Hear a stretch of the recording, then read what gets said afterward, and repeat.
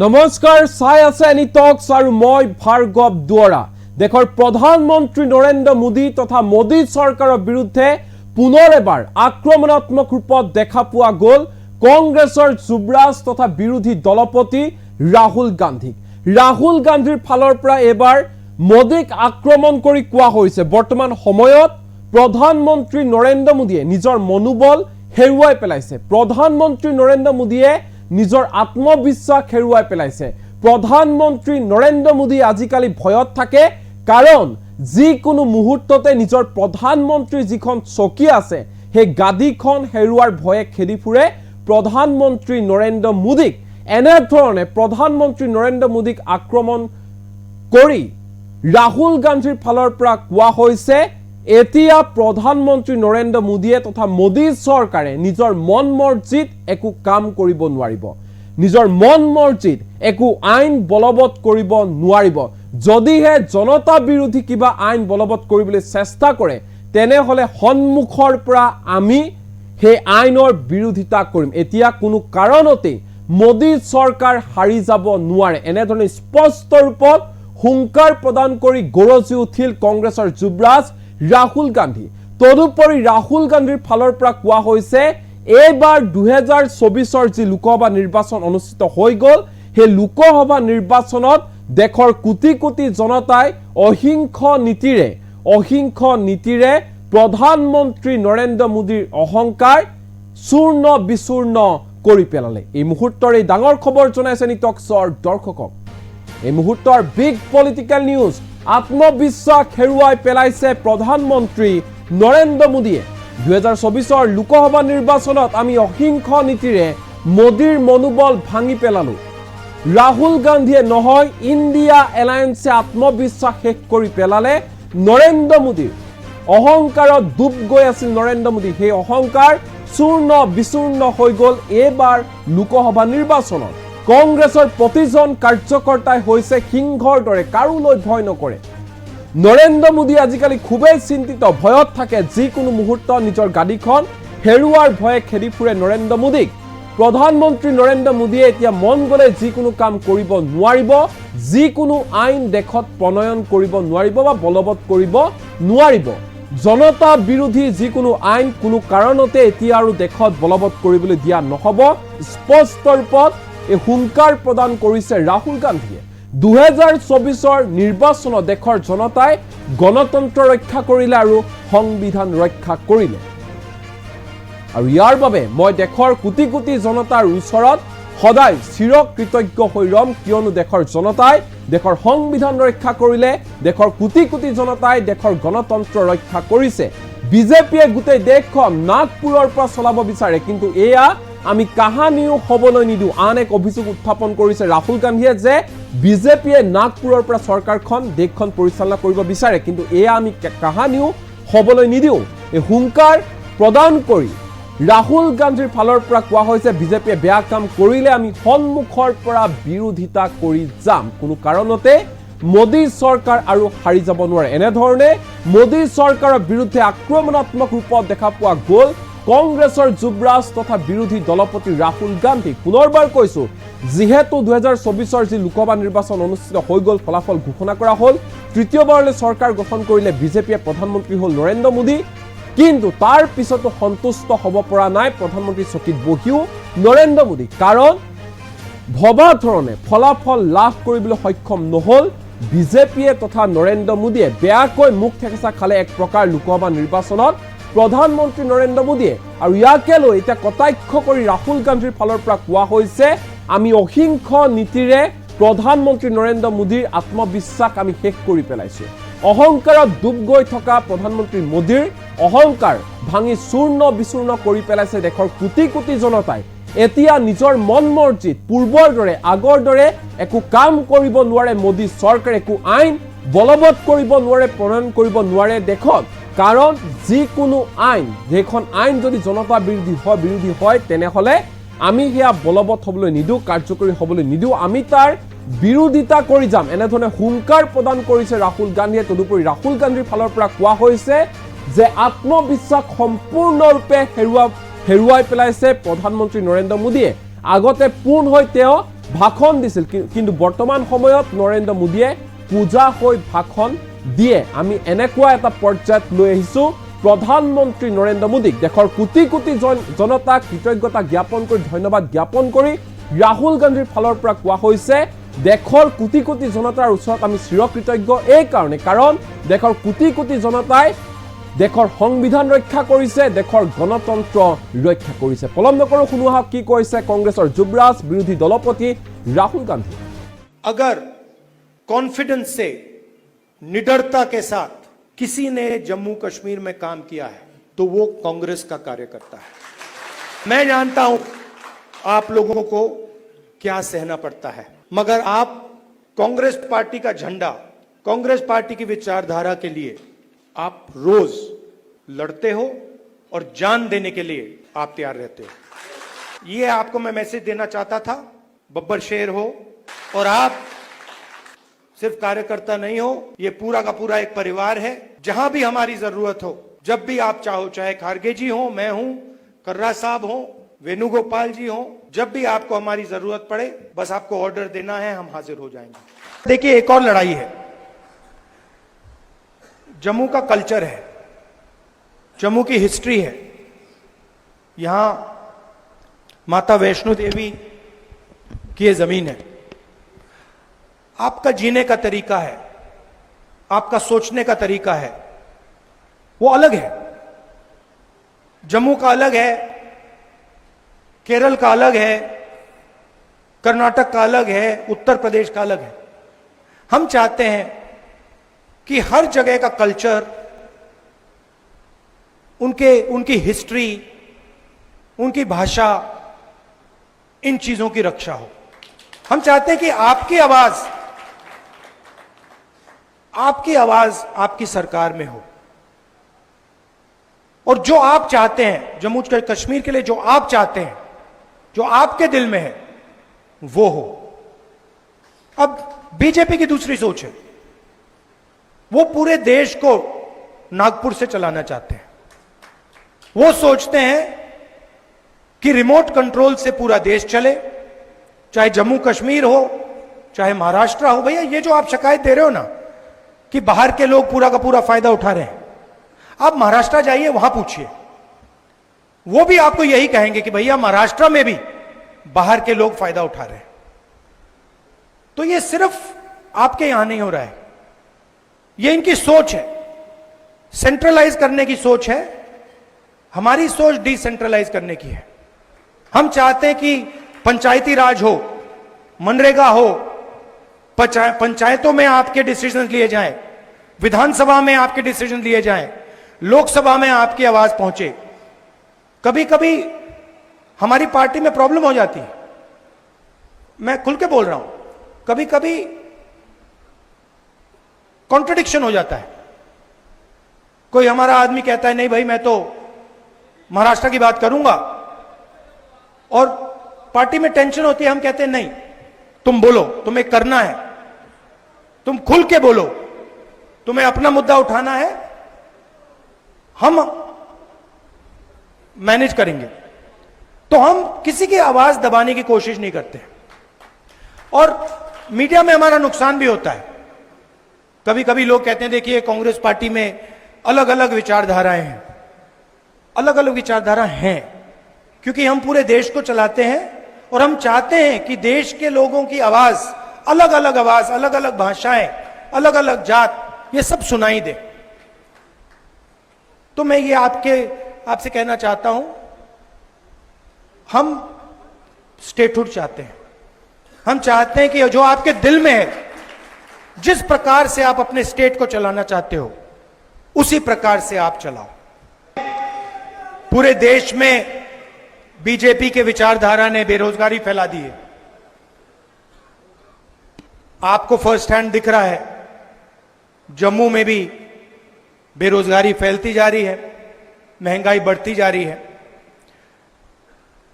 पूरे देश में हम इनसे लड़ रहे हैं। जहां भी आप नोटिस कीजिए, चुनाव के बाद जहां भी ये कोई बदमाशी करने की कोशिश करते हैं, जहां भी बदमाशी करने की कोशिश करते हैं हम उनको वहां सामने खड़े मिलते हैं। ये लैटरल एंट्री का किया ना इन्होंने, अदानी जी की मदद करने की कोशिश की ना, वहां पे हम खड़े हो गए, उसको कैंसिल कर दिया। तो हम इनको छोड़ने वाले नहीं हैं।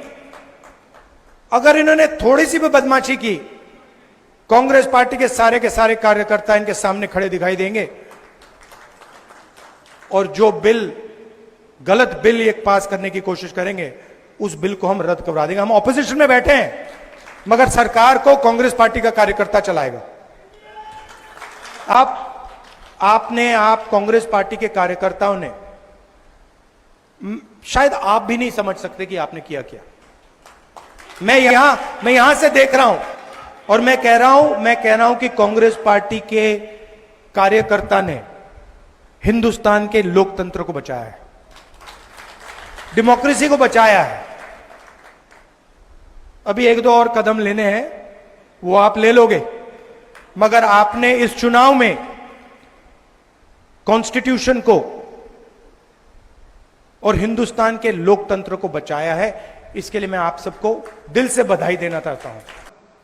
चुनाव से पहले प्रधानमंत्री यूं भाषण देते थे, देखा आपने?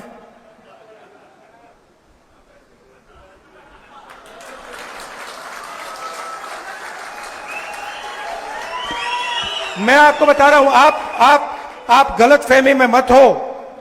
कांग्रेस पार्टी के कार्यकर्ता ने, मैं बता रहा हूं आपको, कांग्रेस पार्टी के कार्यकर्ता ने हिंदुस्तान के प्रधानमंत्री से कॉन्स्टिट्यूशन पर ऐसे ये करवा दिया। ये आपकी देन है, आपका काम है। और अगर कॉन्फिडेंस से, निडरता के साथ किसी ने जम्मू कश्मीर में काम किया है तो वो कांग्रेस का कार्यकर्ता है। मैं जानता हूं आप लोगों को क्या सहना पड़ता है, मगर आप कांग्रेस पार्टी का झंडा, कांग्रेस पार्टी की विचारधारा के लिए आप रोज लड़ते हो और जान देने के लिए आप तैयार रहते हो। ये आपको मैं मैसेज देना चाहता था। बब्बर शेर हो और आप सिर्फ कार्यकर्ता नहीं हो, ये पूरा का पूरा एक परिवार है। जहां भी हमारी जरूरत हो, जब भी आप चाहो, चाहे खारगे जी हो, मैं हूं, कर्रा साहब हो, वेणुगोपाल जी हो, जब भी आपको हमारी जरूरत पड़े, बस आपको ऑर्डर देना है, हम हाजिर हो जाएंगे। देखिए, एक और लड़ाई है, जम्मू का कल्चर है, जम्मू की हिस्ट्री है। यहां माता वैष्णो देवी की ये जमीन है। आपका जीने का तरीका है, आपका सोचने का तरीका है, वो अलग है। जम्मू का अलग है, केरल का अलग है, कर्नाटक का अलग है, उत्तर प्रदेश का अलग है। हम चाहते हैं कि हर जगह का कल्चर, उनकी हिस्ट्री, उनकी भाषा, इन चीजों की रक्षा हो। हम चाहते हैं कि आपकी आवाज आपकी सरकार में हो, और जो आप चाहते हैं जम्मू कश्मीर के लिए, जो आप चाहते हैं, जो आपके दिल में है, वो हो। अब बीजेपी की दूसरी सोच है, वो पूरे देश को नागपुर से चलाना चाहते हैं। वो सोचते हैं कि रिमोट कंट्रोल से पूरा देश चले, चाहे जम्मू कश्मीर हो, चाहे महाराष्ट्र हो। भैया, ये जो आप शिकायत दे रहे हो ना कि बाहर के लोग पूरा का पूरा फायदा उठा रहे हैं, आप महाराष्ट्र जाइए, वहां पूछिए, वो भी आपको यही कहेंगे कि भैया महाराष्ट्र में भी बाहर के लोग फायदा उठा रहे हैं। तो ये सिर्फ आपके यहां नहीं हो रहा है, ये इनकी सोच है, सेंट्रलाइज करने की सोच है। हमारी सोच डिसेंट्रलाइज करने की है। हम चाहते हैं कि पंचायती राज हो, मनरेगा हो, पंचायतों में आपके डिसीजन लिए जाएं, विधानसभा में आपके डिसीजन लिए जाएं, लोकसभा में आपकी आवाज पहुंचे। कभी कभी हमारी पार्टी में प्रॉब्लम हो जाती है, मैं खुल के बोल रहा हूं, कभी कभी कॉन्ट्रडिक्शन हो जाता है। कोई हमारा आदमी कहता है नहीं भाई मैं तो महाराष्ट्र की बात करूंगा, और पार्टी में टेंशन होती है, हम कहते हैं नहीं, तुम बोलो, तुम्हें करना है, तुम खुल के बोलो, तुम्हें अपना मुद्दा उठाना है, हम मैनेज करेंगे। तो हम किसी की आवाज दबाने की कोशिश नहीं करते। और मीडिया में हमारा नुकसान भी होता है। कभी कभी लोग कहते हैं देखिए कांग्रेस पार्टी में अलग अलग विचारधाराएं हैं। अलग अलग विचारधारा हैं क्योंकि हम पूरे देश को चलाते हैं और हम चाहते हैं कि देश के लोगों की आवाज, अलग अलग भाषाएं, अलग अलग जात, ये सब सुनाई दे। तो मैं ये आपसे कहना चाहता हूं, हम स्टेटहुड चाहते हैं। हम चाहते हैं कि जो आपके दिल में है, जिस प्रकार से आप अपने स्टेट को चलाना चाहते हो, उसी प्रकार से आप चलाओ। पूरे देश में बीजेपी के विचारधारा ने बेरोजगारी फैला दी है। आपको फर्स्ट हैंड दिख रहा है, जम्मू में भी बेरोजगारी फैलती जा रही है, महंगाई बढ़ती जा रही है। पूरे देश में हम इनसे लड़ रहे हैं। जहां भी आप नोटिस कीजिए, चुनाव के बाद जहां भी ये कोई बदमाशी करने की कोशिश करते हैं, जहां भी बदमाशी करने की कोशिश करते हैं, हम उनको वहां सामने खड़े मिलते हैं। ये लैटरल एंट्री का किया ना इन्होंने, अदानी जी की मदद करने की कोशिश की ना, वहां पे हम खड़े हो गए, उसको कैंसिल कर दिया। तो हम इनको छोड़ने वाले नहीं हैं। अगर इन्होंने थोड़ी सी भी बदमाशी की, कांग्रेस पार्टी के सारे कार्यकर्ता इनके सामने खड़े दिखाई देंगे और जो बिल, गलत बिल एक पास करने की कोशिश करेंगे, उस बिल को हम रद्द करवा देंगे। हम ऑपोजिशन में बैठे हैं, मगर सरकार को कांग्रेस पार्टी का कार्यकर्ता चलाएगा। आप कांग्रेस पार्टी के कार्यकर्ताओं ने, शायद आप भी नहीं समझ सकते कि आपने किया क्या। मैं यहां से देख रहा हूं और मैं कह रहा हूं कि कांग्रेस पार्टी के कार्यकर्ता ने हिंदुस्तान के लोकतंत्र को बचाया है, डेमोक्रेसी को बचाया है। अभी एक दो और कदम लेने हैं, वो आप ले लोगे, मगर आपने इस चुनाव में कॉन्स्टिट्यूशन को और हिंदुस्तान के लोकतंत्र को बचाया है। इसके लिए मैं आप सबको दिल से बधाई देना चाहता हूं। चुनाव से पहले प्रधानमंत्री यूं भाषण देते थे, देखा आपने?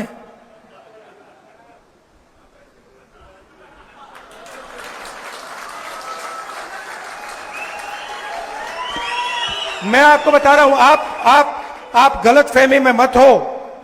कांग्रेस पार्टी के कार्यकर्ता ने, मैं बता रहा हूं आपको, कांग्रेस पार्टी के कार्यकर्ता ने हिंदुस्तान के प्रधानमंत्री से कॉन्स्टिट्यूशन पर ऐसे ये करवा दिया।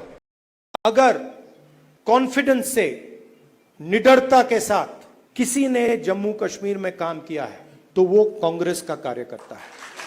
मैं जानता हूं आप लोगों को क्या सहना पड़ता है, मगर आप कांग्रेस पार्टी का झंडा, कांग्रेस पार्टी की विचारधारा के लिए आप रोज लड़ते हो और जान देने के लिए आप तैयार रहते हो। ये आपको मैं मैसेज देना चाहता था। बब्बर शेर हो और आप सिर्फ कार्यकर्ता नहीं हो, ये पूरा का पूरा एक परिवार है। जहां भी हमारी जरूरत हो, जब भी आप चाहो, चाहे खारगे जी हो, मैं हूं, कर्रा साहब हो, वेणुगोपाल जी हो, जब भी आपको हमारी जरूरत पड़े, बस आपको ऑर्डर देना है, हम हाजिर हो जाएंगे। देखिए, एक और लड़ाई है, जम्मू का कल्चर है, जम्मू की हिस्ट्री है। यहां माता वैष्णो देवी की ये जमीन है। आपका जीने का तरीका है, आपका सोचने का तरीका है, वो अलग है। जम्मू का अलग है, केरल का अलग है, कर्नाटक का अलग है, उत्तर प्रदेश का अलग है। हम चाहते हैं कि हर जगह का कल्चर, उनकी हिस्ट्री, उनकी भाषा, इन चीजों की रक्षा हो। हम चाहते हैं कि आपकी आवाज आपकी आवाज आपकी सरकार में हो और जो आप चाहते हैं, जम्मू कश्मीर के लिए जो आप चाहते हैं, जो आपके दिल में है, वो हो। अब बीजेपी की दूसरी सोच है, वो पूरे देश को नागपुर से चलाना चाहते हैं। वो सोचते हैं कि रिमोट कंट्रोल से पूरा देश चले, चाहे जम्मू कश्मीर हो चाहे महाराष्ट्र हो। भैया ये जो आप शिकायत दे रहे हो ना कि बाहर के लोग पूरा का पूरा फायदा उठा रहे हैं, आप महाराष्ट्र जाइए, वहां पूछिए, वो भी आपको यही कहेंगे कि भैया महाराष्ट्र में भी बाहर के लोग फायदा उठा रहे हैं।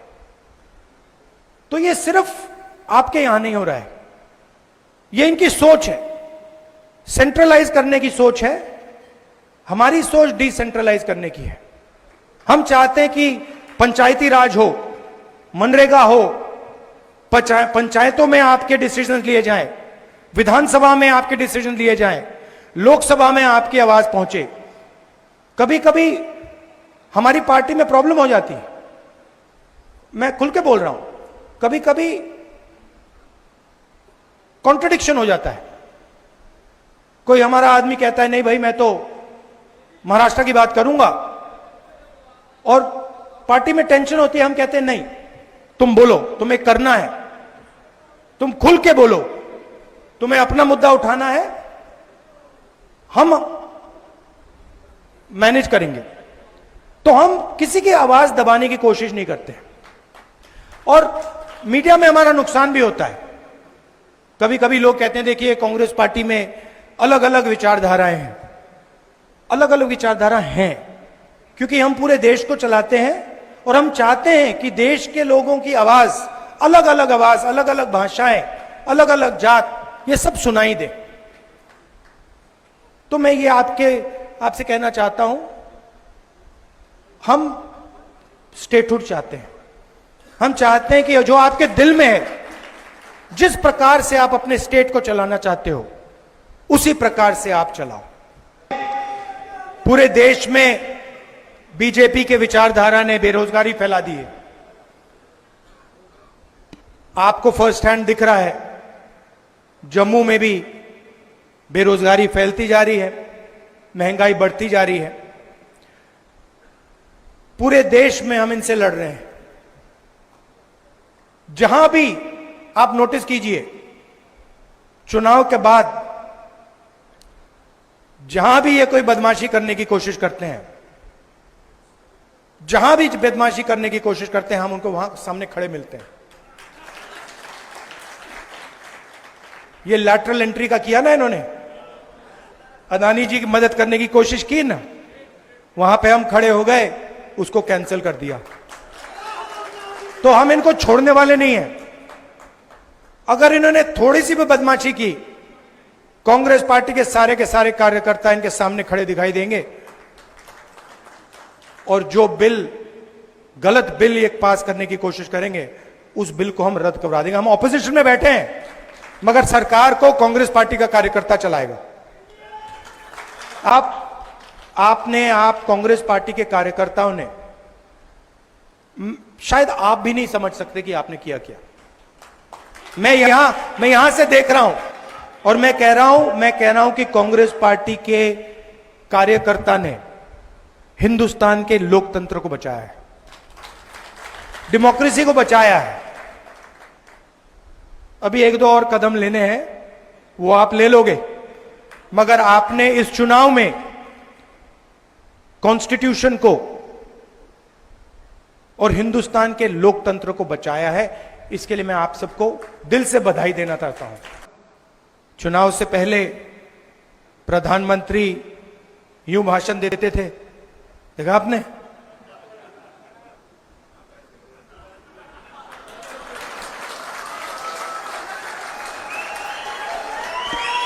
मैं आपको बता रहा हूं, आप गलत फहमी में मत हो।